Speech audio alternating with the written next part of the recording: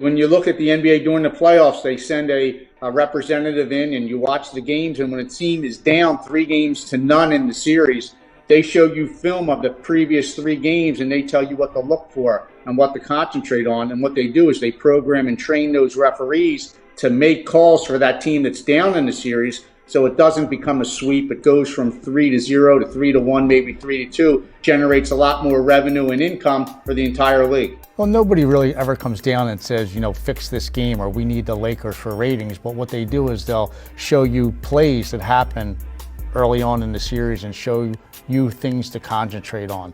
It might be a player in the post is too physical, he may be traveling before he makes his move, and they'll show you these plays, and they were always for the team that was down in the series to benefit them. Got it. So they'd show you 10 plays, and 8 of them were going to help the team that was down in the series, and they'd throw 2 in just to not make it so obvious.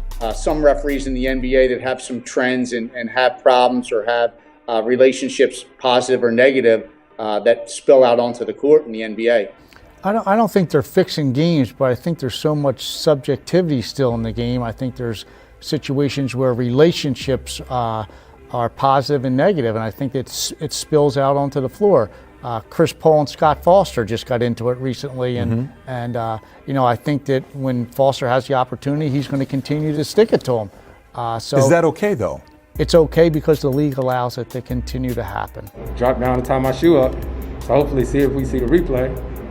Scott Foster walked over to me and told me, "Chris, you ain't got to do that. I got him sweeping up the floor."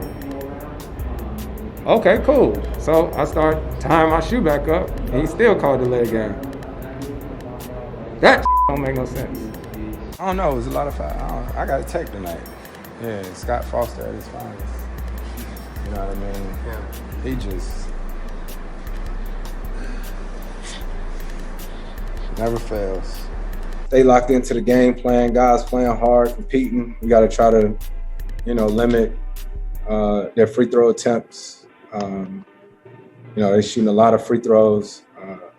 Last game tonight. I mean, if I was a betting man, 11 games in a row. 11 games in a row. You played in the league. You were a guy that would get into it sometimes with officials, sometimes with other players. You could be an antagonizer. What's your opinion of Scott Foster? Terrible. And it's a known thing. I think I heard the stat this morning about the poll I didn't even know about in 2016, but it's a known situation. It's truly, like I said, the numbers don't lie. The games he refs and the teams that lose. And then, I saw a story this morning about the number of calls he had with Donaghy, back before the Boston-Miami series. So, to me, if he was a part of that, who knows? But he's a known bad ref or carries himself in a hard to manage way, and it's rubbing players the wrong way. And I definitely think the NBA needs to take a look at it. Is there?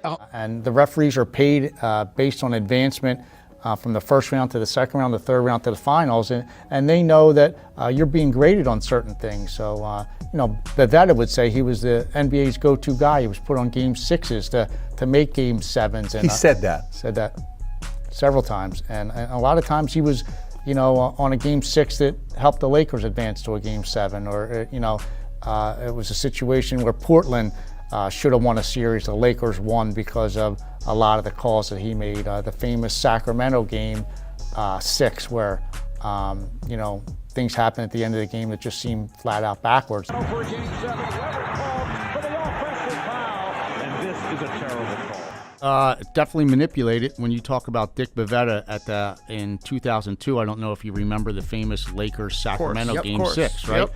He openly said to a lot of us that he was the NBA's go-to guy. He was put on game 6s to make sure they went to a game 7, and that was one of the most fucked up, games in the history of the NBA. Yes. Yep.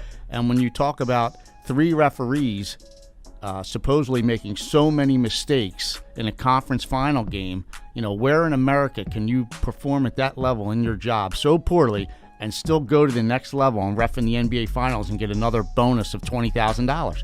If they were so bad and the league was so upset, you think that they would have not moved to the next round, but they advanced to the next round and got paid for it. I've always said that referees, because people's rebuttal to refs controlling games and dictating the outcome is that, oh, they don't make, you make shots, they can't do anything about it. Right. What they do is they come out and they set a tone for the game. And they'll change your mindset as a player sometimes, and it changes how aggressive you are. It changes what you'll try to do in terms of going to the rack versus casting up three-point shots. And so if they come out early and establish this is the way we're calling the game, it does shape the way the game is played. And that will give one team, maybe an advantage over the other. And you've seen it before. Like, you'll come out and it's just like, say you got to see how the refs are reffing the game. You hear that all the time. Like, if they're calling ticky-tack, why would they call a ticky-tack foul tonight and they didn't call it last night? You know what I mean? Like, there's shaping of games that takes place. I'm not going to get into the complaining publicly about fouls. Just not going to do that. But you can look, we had 16 free throws tonight. One person had 17. So, DA we got to learn from that. We got to beat guys to the spot, and he'll grow from this. I promise you he will.